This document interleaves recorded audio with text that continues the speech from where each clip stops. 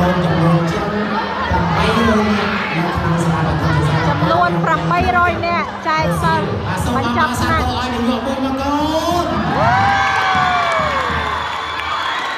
MC จับน้ำตรงเชียร์หนึ่งมันยืมไปเคลียร์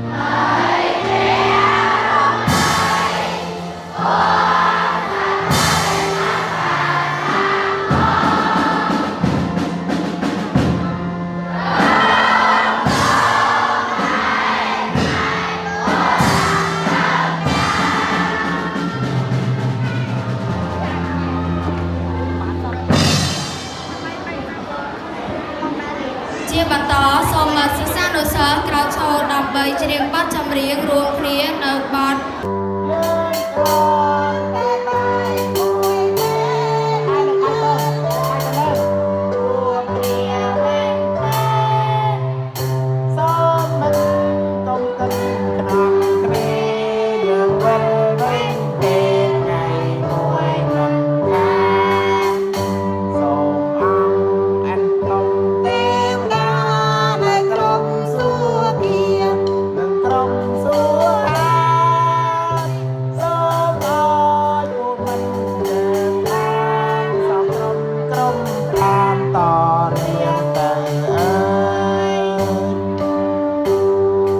ได้ទាំងពីរទៅលើទាំងអស់គ្នាកវីកូន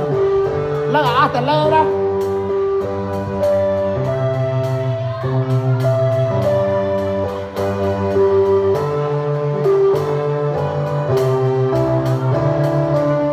លើកដៃទៅលើអស់ទៅលើអស់ទៅលើ